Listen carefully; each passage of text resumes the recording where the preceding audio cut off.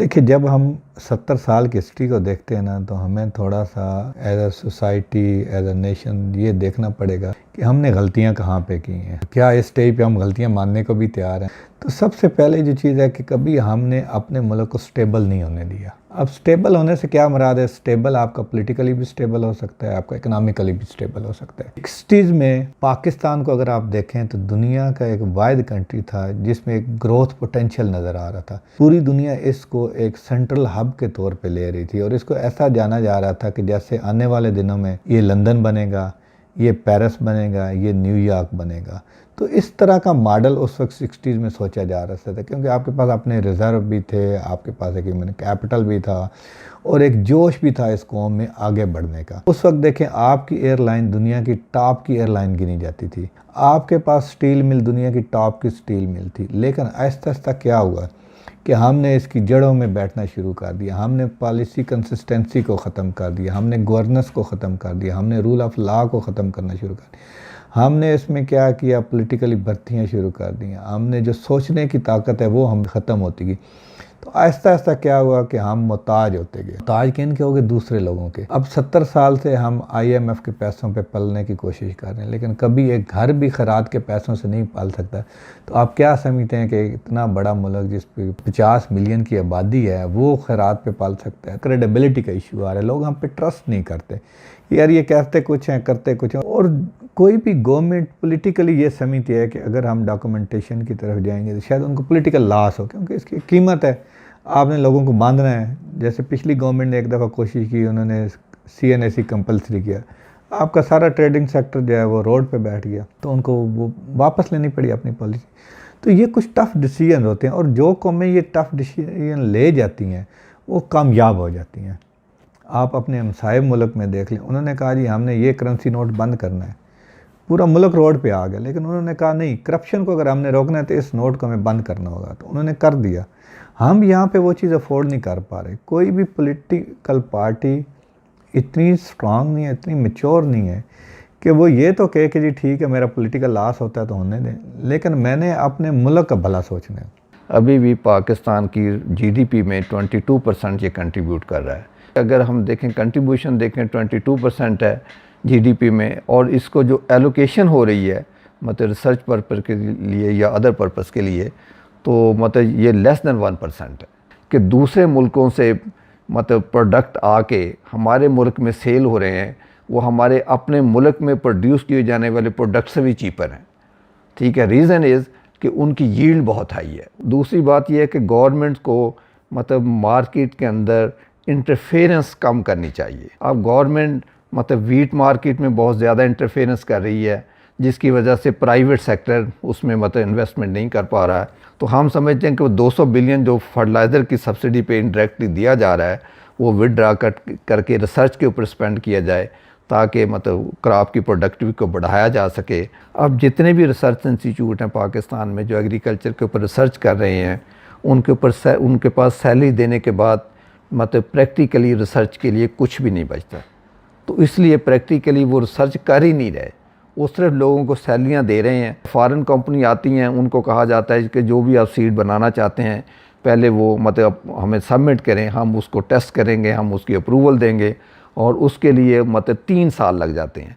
अब बिजनेसमैन 3 साल तो बैठ के इंतज़ार नहीं करेगा कि कब मेरी सीड की अप्रूवल होती है ताकि मैं उसको प्रोड्यूस करके फिर बेचना शुरू करूं। तो हम क्योंकि वो सेल्फ इंटरेस्ट पे बिलीव करते हैं, हमें ये होता है कि हमारा नुकसान ना हो। तो ये अभी जो पिछली 70 सालों से गेम यहाँ पे चल रही है वो यही है कि हर कोई अपने मफाद को सोचते सोचते अब हम इस नैज पे पहुँच गए कि अब हमें अपना मफाद भी बचता हुआ नज़र नहीं आ रहा। देखिए, जैसे आपने ख़ुद अभी ये कहा कि ये जो आज का हमारा क्राइसिस है ये अचानक नहीं बना, बल्कि ओवर टाइम डेवलप हुआ है। तो इसका मतलब है कि जब कोई चीज़ बहुत अरसे से डेवलप हो रही है तो ये हमारी पॉलिसी का फेलियर है। प्योर जो उनसे है वो टेक्निकल साइड पे चीज़ें देखें तो जिससे हमारी जो प्रोडक्टिविटी लेवल्स हैं वो नहीं है जो पूरी दुनिया में है। हर इकॉनमी के अंदर फॉरेन इन्वेस्टर्स जो डोमेस्टिक प्रोड्यूसर्स हैं वो तभी ग्रो कर पाते हैं कि जब हमारी जो प्रोडक्टिविटी है वो ओवर टाइम बहुत बढ़ती जाए, लेकिन हमने अनफॉर्चुनेटली उसके ऊपर बहुत ज़्यादा तवज्जो नहीं दी। अब उसकी जो सोल रीज़न है वो ये है कि हमने कभी रिसर्च एंड डेवलपमेंट या उन टेक्नोलॉजीज़ को ग्रो करने की कोशिश नहीं की कि जिसकी वजह से इकॉनमीज़ के अंदर एक ग्रोथ की ट्रेजेक्ट्री आती है। गवर्नमेंट से जब मैं पर्टेन करने की बात करता हूँ पॉलिसीज़ को, तो उसमें जो सबसे बड़ा प्रॉब्लम आता है वो हमारी इकोनॉमिक पॉलिसी की अनसर्टेनिटी है। क्या हमारे पास कोई लॉन्ग टर्म विजन है? कभी हमने ये बैठ के सोचा है कि हमने 5 साल के बाद, 10 साल के बाद, 20 साल के बाद कहाँ पे जाना है? उसका फ़ायदा ये होता है कि जब आप अपने लिए पैरामीटर्स सेट कर लेते हैं तो आप अपने आप को अकाउंटेबल क्लियर कर सकते हैं। इकोनॉमिक क्राइसिस का ताल्लुक है, इसको मैं 3 एस्पेक्ट से देखता हूँ। एक तो ये है कि पाकिस्तान में परसिस्टेंटली फिस्कल डेफिसिट है। दूसरा जो क्राइसिस है हमें मतलब ये कि डॉलर की डिमांड्स होती हैं। और तीसरा मतलब ये कि क्राइसिस ये है कि पाकिस्तान का जो ग्रोथ लेवल है वो ट्रंकेटेड है। तो ये 3 चीजें हैं, इसलिए 70 साल से आ रही है। इन सारे मसाइल का क्रक्स यही है कि हम स्ट्रक्चरल रिफॉर्म्स करें और लॉन्ग टर्म रिफॉर्म्स, मतलब ये कि शॉर्ट टर्म सोल्यूशन जिस तरह IMF हो गया या मतलब ये कि लोन्स हो गए, it is very for short run, मतलब ये कि लॉन्ग टर्म में ये इतनी सस्टेनेबल नहीं है। इकनॉमिक्स में यही कहते हैं कि economics always works with in the frameworks of politics. तो पॉलिटिकल विल किसी भी पॉलिसी के लिए बहुत ज़रूरी है। और मतलब ये कि पाकिस्तान स्ट्रक्चरल रिफॉर्म्स इनिशिएट करेगा, स्पेशली ग्रोथ और इन्वेस्टमेंट के लिए और प्रोडक्टिविटी के लिए। It should be independent from the influence of the current government. 3 मतलब ये कि हमारे प्लान होने चाहिए, शॉर्ट टर्म, मीडियम टर्म और लॉन्ग टर्म प्लान। तो शॉर्ट टर्म में मतलब ये है कि हमें किसी भी हाल में अपनी क्रेडिट रेटिंग जो है ना उसको मतलब डाउन नहीं होना। और मीडियम टर्म में हमारा यही प्लान होगा कि मतलब इन्वेस्टमेंट को किस तरह अट्रैक्ट करें, अपने एक्सपोर्ट्स को किस तरह मतलब ये कि हम इनकरेज करें। और लॉन्ग टर्म हमारा यही प्लान होगा, ग्रोथ गियरिंग पॉलिसीज हमारे पास ऐसी होनी चाहिए कि हमारी जो यंग जनरेशन है या जो यूथ है जो आजकल ग्रेजुएट हो रहे हैं, कि किस तरह मतलब ये कि इनको हम डोमेस्टिक मार्केट में एडजस्ट करें। आम लोगों का ये ख्याल है कि सबसे बड़ा खर्चा हमारा डिफेंस है, डिफेंस दूसरे नंबर पे आता है। अब सबसे बड़ा खर्चा हमारा 7,000 से ज़्यादा, यानी मोर देन 50% हम किस में देंगे? जो पिछले कर्जे हमने लिए हैं उनकी सूद। IMF का हर प्रोग्राम जो है ना, ये आपको एक आर्जी तौर पर सांस बहाल करने का मौका होता है। पाकिस्तान इससे पहले 24 IMF के प्रोग्राम ले चुका है और उन 24 IMF के हर प्रोग्राम लेने के बाद हम यही कहते थे कि ये देखें जी अब ये आखिरी प्रोग्राम है, इसके बाद हमें शायद ज़रूरत ही ना पड़े। Let's sit together. पहली स्टेज पे अगर हम आपस में बैठना शुरू कर दें, बात करना शुरू करें, तो फिर हम डिसाइड करें कि हमारी जो है चार्टर ऑफ इकानमी क्या होगा, हम अपनी इकानमी को कैसे ठीक कर सकते हैं। तो उसमें फिर जब हम इकानमी को ठीक करने की बात करेंगे तो उसमें फिर हमें कुर्बानियाँ देनी होगी। पॉलिटिशियंस को ये कुर्बानियाँ देनी होगी कि ये जो अनवांटेड किस्म की स्कीमें ला रहे हैं इसको ख़त्म करनी होगी। ये जो गवर्नमेंट सेक्टर में भर्तियाँ किए जा रहे हैं इनको ख़त्म करना होगा। मेरिट पे लोगों को लाना होगा, ये गवर्नमेंट को कुर्बानी देनी होगी। प्राइवेट सेक्टर को ये कुर्बानी देनी होगी कि यार ठीक है, अगर हमने मुल्क का भला सोचना है तो हमें प्रोटेक्शन से निकलना होगा, हमें सब्सिडी से निकलना होगा, हमें अपने आप को कंपेटिटिव करना होगा। अगर हमारी इंडस्ट्री इस वजह से मरती है कि हम कंपेटिटिव नहीं है तो हमें उसे मरने देना चाहिए। ये नहीं कि हम गवर्नमेंट से पैसा लेके अपनी भर्ती करते रहे। इसी तरह जो दूसरे स्टेक होल्डर्स हैं उनको भी ये सोचना होगा कि जो हमारा काम है हम वो करें, जो दूसरों का काम है उनको करने दें। और सारे ये सोचें कि जो जिसका काम है वही अच्छा कर सकता है, दूसरा बंदा वो काम नहीं कर सकता। तो ये तो एक बैकग्राउंड में हमें रखने की ज़रूरत है। जब तक हम ये नहीं करते हम अपने मुल्क को सीधा नहीं कर सकते। अब अगर मैं स्पेसिफिक इकनॉमिक पॉलिसीज़ की तरफ आऊँ तो सबसे पहले जो अभी हमने सजेशन दिया गवर्नमेंट को कि आप ईज़ ऑफ डूइंग बिज़नेस पे चले जाएँ, आप कारोबार को सस्ता बना दें।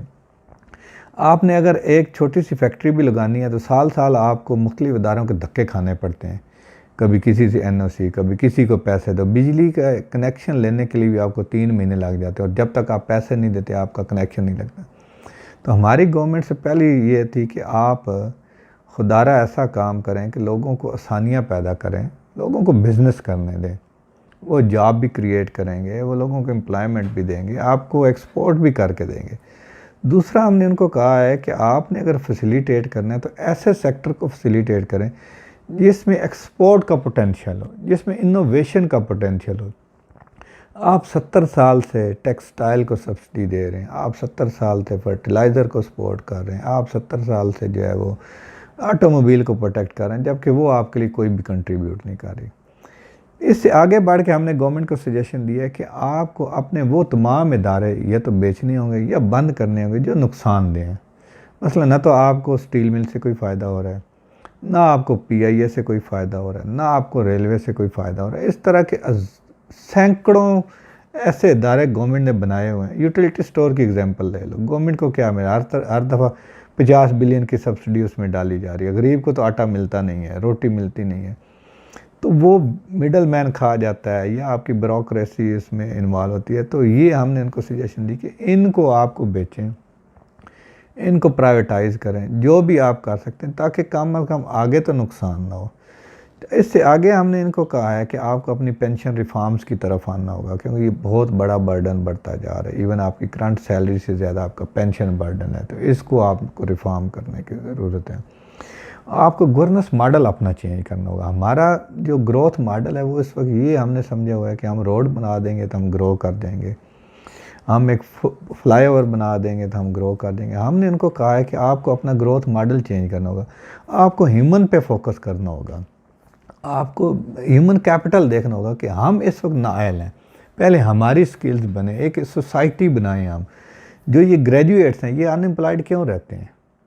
कभी किसी ने ये सोचा कि इतनी यूनिवर्सिटियाँ हमने बना दी, हमारा ग्रेजुएट अनएम्प्लॉयड रहता है? इससे बेहतर तो वो है जो दिहाड़ी पे चला जाता है, पहले दिन से मजदूरी करता है, कुछ कमा के लाता है।